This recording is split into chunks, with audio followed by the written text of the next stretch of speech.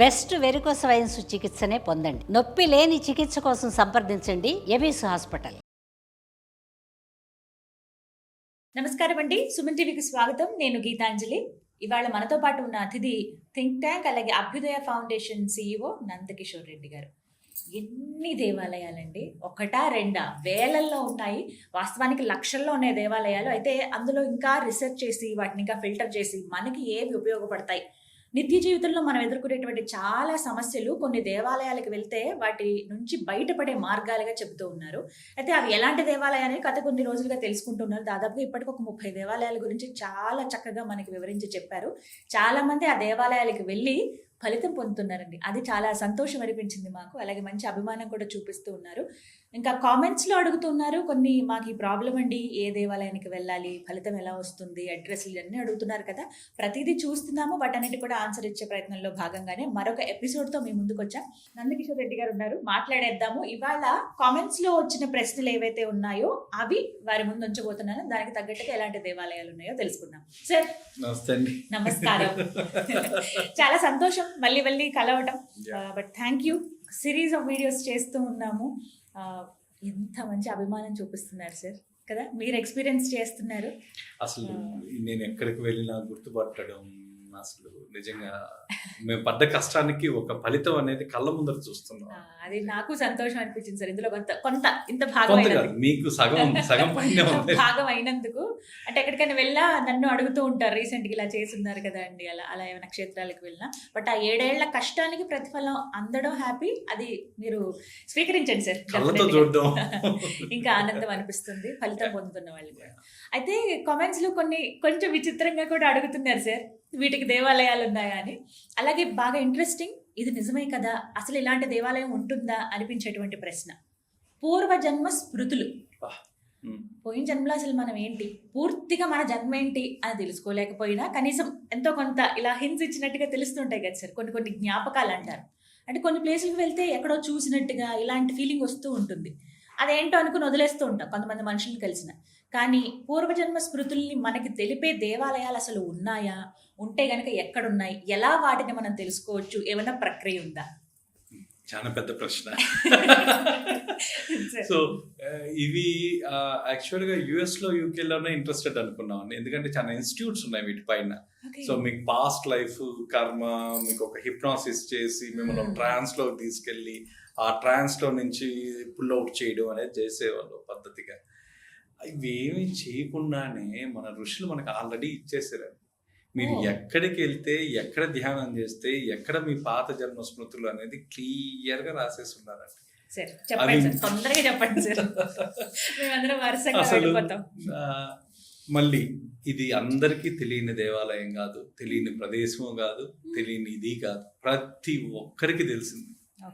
అదే అండి మా ప్రయత్నమే. ఏంటంటే ఒక దేవాలయంలో మీకు వెళ్తే ఏ ఫలితం వస్తుంది, ఎందుకు వెళ్ళాలి, దీంట్లో భాగంగా మీరు అడిగిన ప్రశ్నలో చెప్పాలి అంటే, ఆ సస్పెన్స్ చెప్పాలి అంటే, సాక్షాత్తు మన అరుణాచలం అండి. అరుణాచలంలో తెలియని ఇంకొక సీక్రెట్ ఏంటంటే, ప్రతి ఒక్క యోగులు కానీ సాధకులు కానీ అక్కడ ఎందుకు ఆ గిరివాలం వెనకాన ఎప్పుడు ధ్యానంలో ఉంటారు, ఎందుకు ధ్యానం చేస్తారు అనే దానికి శాస్త్రోక్తంగా చాలా నీట్గా రాసిన్నారండి. దాంట్లో ఎవరైనా అరుణాచలం మీరు గిరి ప్రదక్షిణ చేయాలి, గిరి ప్రదక్షిణ చేసి వచ్చిన తర్వాత గుడి వెనక వైపు ఒక ద్వారం ఉంటుంది, ఒక గేట్ ఉంటుంది. అంటే వెనక వైపు అంటే ఏ గేట్? టెంపుల్ బ్యాక్ సైడ్, పర్వతం సైడ్, మీకు రమణాశ్రమం సైడ్, మీకు రమణాశ్రమం సైడ్ బ్యాక్ సైడ్ ఒక ఎంట్రన్స్ ఉంటుంది. ఆ ఎంట్రన్స్ దగ్గర నుంచి రమణాశ్రమం వరకు అత్యంత పవర్ఫుల్ ప్రదేశం అండి అది. మీరు అక్కడ కానీ చూస్తే లెఫ్ట్ సైడ్ లో అమ్మవారికి నిమ్మకాయలు కూడా గుచ్చుతా ఉంటారు, కాళీ అమ్మవారికి గుచ్చుతాం. అక్కడ శక్తి ప్రతిష్టాపన జరిగింది కాబట్టి కాళికా అమ్మవారిని పెట్టారు అక్కడ. రమణులు ఎందుకు అక్కడ ధ్యానం చేసేవాళ్ళు అంటే, ఆ ప్రదేశంలో మీ మెదడు, మనస్సు ఇవన్నీ కూడా ఎప్పుడు చైతన్యవంతంగా ఉంటాయండి, యాక్టివేట్ అవుతాయి. రెండోది వచ్చేసరికి ఇక్కడ ఉన్న శివుడికి పేరే జ్ఞానాగ్ని అని, ఆయన పేరే జ్ఞానాగ్ని. జ్ఞానాగ్ని, అతను జ్ఞానాన్ని ఇచ్చేవాడు ఆయన, శివుడు అక్కడ ఉండే అతను. సో ఈ జ్ఞానంతో పాటు ఎవరైతే గిరి ప్రదక్షిణ చేసి వస్తారో, మీరు ఇక్కడ ఒక 108 సార్లు ఓం అరుణాచలాయ నమః అనే మంత్రాన్ని జపిస్తారో, జపించిన 108 సార్లు తర్వాత ఒక 20 నిమిషాలు మీరు ఒక డీప్ ధ్యానం ట్రాన్స్ కుదురుతుందండి. ఆ ట్రాన్స్లో మీకు ఒక విజన్ లాగా కనిపిస్తుంది, ఒక విజన్ కనిపిస్తుంది అండి. ప్రతి ఒక్కరు దాదాపుగా ఇప్పటికీ 100కు 60 మంది చేస్తే 60లో 59 మందికి దీన్ని ఎక్స్పీరియన్స్ అయ్యారు. 59 మంది ఎక్స్పీరియన్స్ అయ్యారు. మా దగ్గర టెస్టిమోనియల్స్ 1100 మందికి టెస్టిమోనియల్స్ ఉన్నాయండి. 1100 మంది మేము రికార్డ్ చేసాం, ఇంక్లూడింగ్ ఫారినర్స్. వాళ్ళకి ఎలా అంటే ఇక్కడికి వచ్చి మీరు ఆ 108 సార్లు జపం చేయడం వల్ల ఆ తర్వాత ఏమవుతుంది అంటే ఒక విజన్ లాగా తెలుస్తుంది. అంటే ఒక లేయర్ లాగా మీరు పాతది మీరు ఏం చేసేవాళ్ళు, ఒకరికి టెంపుల్ ప్రీస్ట్గా, ఇంకొకరికి ఇంకొక విధంగా, ఇంకొకరు ఏదో శివుడి దగ్గర జపం చేస్తున్నట్టు, ఇంకొకరు వర్తకులుగా, ఇలాంటి ఇమేజెస్ వచ్చాయి. ఇమేజెస్ రాని వాళ్ళకి కూడా కళలో ఒక స్వప్న దర్శనం అయ్యేది. ఆ స్వప్నంలో మీరు ఎక్కడో ఒక ప్రాంతంలో ఉన్నట్టు, ఆ ప్రాంతం మీకు సంబంధించినట్టు, ఆ ప్రాంతంలో నుంచి ఒక్కొక్కరికి ఒక డీప్ ట్రాన్స్లో వాళ్ళు మరణించిన స్థలం కూడా చూసుకునేవాళ్ళు. కానీ ఎవ్వరు, అందరూ మౌనంగా ఉండేవాళ్ళు. మేము ఎక్కడ చనిపోయామని కూడా చూసేవాళ్ళంట. వాళ్ళకున్న ఎక్స్పీరియన్సెస్లో ఉన్నాయి, నాకున్న టెస్టిమోనియల్స్లో ఉన్నాయండి. సో ఇవన్నీ కూడా ఎక్కడ జరిగేవంటే మన అరుణాచలంలో జరిగేవి. మౌనంగా అందరూ, మీరు కానీ చూడండి, స్కందాశ్రమానికి పైకి పోయేవాళ్ళు, రమణాశ్రమం కాడి నుంచే మీకు ధ్యాన ప్రక్రియ అనేది మొదలవుతుంది. మీకు టౌన్ అంతా ఇక్కడ ఉండి ట్రాఫిక్ అంతా ఎంత ఉన్నా మీకు ఆ ధ్యాన సాధన ప్రక్రియ అనేది ఎక్కడ మొదలవుతుంది అంటే అక్కడి నుంచే మొదలవుతుంది.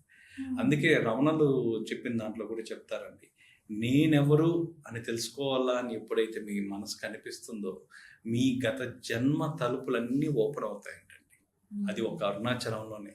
అందుకే ఆయన అరుణాచలాన్ని మొదటిగా అతను తపస్సు చేసి ఇవన్నీ చేసిన వ్యక్తి ఎవరన్నా ఉన్నారంటే భగవాన్ రమణులే ఉన్నారు. అసలు ఇది దేనికి పనికొస్తుంది, ఎలా పనికొస్తుంది?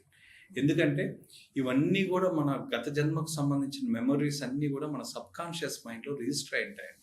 ఇవన్నీ అన్లాక్ చేసే ప్లేస్ ఏదన్నా ఉంది అంటే కేవలం ఇది అరుణాచలం. ఆ తర్వాత ఇంకొక గుడి కూడా అండి, చెప్పండి. సెకండ్ రెండో గుడి దగ్గరికి వచ్చేసరికి కుక్కీ సుబ్రహ్మణ్యేశ్వర స్వామి.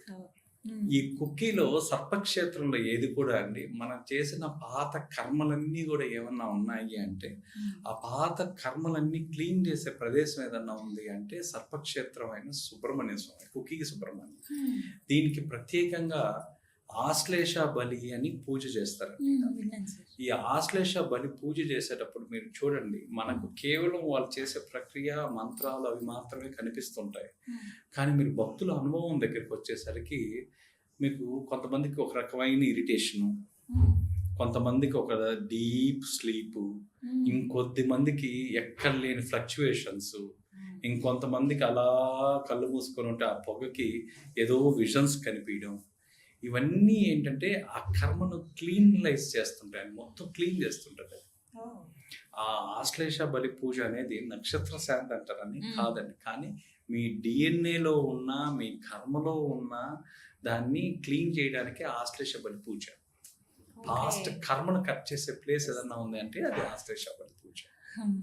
మనకి ఈ కుక్కీలో ఈ ఆశ్లేష బలి పూజ చేయడం వల్ల కూడా ఆ కర్మలో ఉన్న ఇవన్నీ డిఎన్ఏకి సంబంధించి, మన పాత జన్మ కర్మకు సంబంధించి ఏదన్నా ఉన్నా కూడా ఇది క్లీన్ చేసేస్తుంది. కాబట్టి ఈ రెండు చాలా ప్రసిద్ధ క్షేత్రాలు. తెలుస్తుందా సార్? అక్కడ కూడా మనకి మీకు సేమ్ మీకు అక్కడ పూజ చేసేటప్పుడు ఇన్స్టెంట్ గా తెలుస్తుంది. సో పూజ ఇది అయిపోయినాక కాదండి, పూజ జరిగేటప్పుడే మీకు ఆ 45 మినిట్స్ ఎంతో చేస్తారు ఒక్కొక్క బ్యాచ్ లో పూజ. ఆ 45 మినిట్స్ పూజలోనే మీరు ఎక్స్పీరియన్స్ అవుతారు. సో మనం ఆ ఇంటెన్షన్ తో వెళ్ళొచ్చా సార్? నేను బ్రహ్మాండంగా అసలు కొంతమంది సాధకులు వచ్చేదే దానికోసం వస్తారు, దాని ఎక్స్పీరియన్స్ కావాలా, ఎనర్జీని ఎక్స్పీరియన్స్ కావాలని వస్తారు. ఈ దృష్టితో పోతే మీకు ఖచ్చితంగా ఈ రెండు ప్రదేశాలు, ఇవి కాకుండా కూడా ఒక సూర్య దేవాలయం ఉంది, మనం నెక్స్ట్ చెప్పుకుందాం, మంగళూరు దగ్గర. దాంట్లో కూడా మీకు ఈ గత జన్మకు సంబంధించినవన్నీ గుర్తుకొస్తాయండి. ఈ గుళ్ళు ఉన్నాయి. ఉన్నాయి వీటికి ఖచ్చితంగా సంబంధించి. ఉంది. సో ఫస్ట్ ఇప్పుడు మన ఇవాళ ఎపిసోడ్ లో అయితే అరుణాచలం అందరు ఇప్పుడు వెళుతున్నారు, మిస్ చేసుకోకుండా ఇదొక్కటే ప్రత్యేకంగా. బట్ థ్యాంక్ యూ సార్, చాలా మంచి విషయం ఇది. అరుణాచలం అలాగే కుకీ సుబ్రహ్మణ్యం. ఈ రెండు కూడా. కుకీ సుబ్రహ్మణ్యంలో మీరు చేసుకోవాల్సింది పూజ ఆశ్లేష బలి పూజ. ఈ ఆశ్లేష బలి పూజలోనే మీకు తెలుస్తుంది. అరుణాచలంలో అయితే ధ్యానం. అరుణాచలంలో అయితే మీకు ధ్యానం గిరి ప్రదక్షిణ చేసిన తర్వాత 108 సార్లు ఓం అరుణాచలాయ అన్న మంత్రాన్ని జపించిన తర్వాత మీకు ధ్యానంలో ఒక విజన్ లాగా కనిపిస్తుంది, లేదా రాత్రి కలలో కనిపిస్తుంది, లేకపోతే ఎగ్జాక్ట్గా 4 days తర్వాత మీకు ఒక స్పృహ వస్తుంది. అనుకోకుండా ఒక స్పృహ వస్తుంది. మీరు ఎక్కడో పనిలో ఉంటారు, మీ మైండ్ తగ్గని రిజిస్టర్ అవుతుంది, ఏదో జరిగినట్టు, నేను ఎక్కడో చూసినట్టున్నా, ఏదో జరిగినట్టున్నా. ఇలాంటి స్మృతులన్నీ తిరిగి రీకనెక్ట్ అయ్యే ప్లేస్ అరుణాచలం. ఇప్పుడు ఇక మేమందరం ఆ ప్రయత్నంలో ఉంటాము. ముఖ్యంగా ఇంకొక మాట కూడా మీరు మొన్న అన్నారు సార్, అంటే దేవాలయాలకు వెళ్తున్నారు ఇలా చెప్పగానే, కానీ కొంచెం మనం అక్కడ రూల్స్ అన్ని కూడా ఫాలో అవ్వాలి అన్నట్టు చెప్పారు. మనము ఒక దేవాలయంకి వెళ్తే మనకన్నా ముందర వాడు ఎవరు వెళ్ళినా మనం తోసుకోవడం నెట్టుకోవడం వద్దని. ఎందుకంటే మీకు నిజంగా అదృష్టం ఉంటే ఆ క్షేత్ర పాలకుడి పర్మిషన్ ఉంటేనే మీరు ఆ క్షేత్రంలో అడుగు పెడతారు. అడుగు పెట్టిన తర్వాత ఆ శక్తి కేంద్రంలో మీరు అడుగు పెట్టిన తర్వాత మీరు ఎన్ని గంటలు ఉండగలిగితే అంత అదృష్టం. మీరు ఇంకా వెనకాన మనుషులను ముందుకు నెట్టి మీరు ఆగండి. మీకు ఆ శక్తి ప్రసరణ అనేది మీకు తెలియకుండా మీ బాడీలో జరుగుతూ ఉంది. కాకపోతే మనం దాన్ని యాక్టివేట్ చేసుకోకపోవడం వల్ల మనకు స్పృహలోకి రావట్లేదు. అది అంతే. ఎప్పుడైతే ఆ స్పృహ ఉన్న వాళ్ళు ఎవరు కూడా చూడండి ఆ క్షేత్రాల్లో నుంచి తొందరగా రారు బయటకి. పొద్దున పోతే సాయంత్రం దాకా అక్కడే కూర్చుంటారు. ఎందుకు మీరు ఋషులు చూడండి, ఎవరన్నా చూడండి, ఎక్కువసేపు అక్కడే కూర్చుంటారు. సో ఈ శక్తి ప్రదేశాల్లో మనం ఎక్కడికి వెళ్ళినా ఈ పరిహార కాండలో చెప్పే ప్రతి దేవాలయము ఒక శక్తి క్షేత్రం. ఆ శక్తి ప్రసరణ విపరీతంగా ఉంటేనే దానికి ఆ కెపాసిటీ వస్తుంది. పరిహారం దోషాన్ని తీయగల కెపాసిటీ దేవాలయానికి ఎప్పుడు వస్తుందంటే ఆ శక్తి ఉండాలి. ఆ శక్తి ప్రదేశాల్లో మనం ఉండాలి. అప్పుడు ఆ శక్తి మన బాడీలోకి వస్తుంది. మనకు 5 నిమిషాల్లో అయిపోద్దా, 10 నిమిషాల్లో అయిపోద్దా, అరగంటలో అయిపోద్దా అంటే మీరు అసలు ఎందుకు వెళ్తుండట్టు. మీకు అసలు ఫుల్ ప్రసరణ జరగాలి. శక్తి ప్రసరణ అనేది 72,000 నాడులకి వెళ్ళాలండి. మీకేదో మీరు చూసే కళ్ళతోనో మీరు చూసే దీంతోనో కాదు. ఆ శక్తి మీరు ఏదైతే అక్కడ తీసుకుంటారో అది 72,000 నాడులకి వెళ్ళాలా. 108 ఎనర్జీ పాయింట్స్ యాక్టివేట్ కావాలా. ఇంత సిస్టమ్ మీ బాడీలో జరగాలంటే మీరు ఎంతసేపు ఉండాలండి? దాదాపుగా ఒక 4-5 hours ఒక పూట పడుతుంది. ఒక పూట ఖచ్చితంగా ఉండాలి. ఖచ్చితంగా క్యూ లైన్ అంటే మీరు ఉండేది ప్రాంగణమే. అది ఒక దేవాలయానికి ఒక 4 కిలోమీటర్లు 5 కిలోమీటర్ల ఆరా ఉంటుందండి.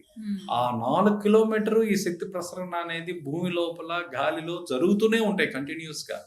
ఆ ప్రదేశంలో మీరు ఎక్కడున్నా ఎనర్జీని ఒక యాంటీనా రిసీవ్ చేసుకున్నట్టు రిసీవ్ చేసుకుంటుంటారు మీరు. సో అందుకే అక్కడెక్కడ కానీ మీరు చెప్పులు లేకుండా ఉండడం నుంచి మీ శక్తి ప్రసరణ అనేది జరుగుతూ ఉంటుంది. కాబట్టి మనం క్యూ లైన్ లో మనం దోసుకోబల్లే. నేను ముందు వెళ్ళాలన్న ఆరాటం మనకు అస్సలు అవసరం లేదు.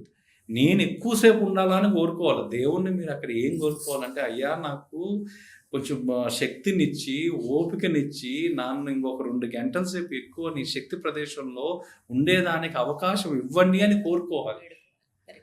ఇలా ఎప్పుడైతే కోరుకోవడం మొదలు పెడతారో మీకు తెలియకుండానే మీ లోపల ఉండే శక్తి అన్ని ప్యూరిఫికేషన్స్ అన్నీ జరుగుతూ ఉంటాయి. మీ కంటికి కనిపించవు అంతే. అవి కంటికి కనిపించినంత మాత్రాన అవి లేవు అనేది లేదండి.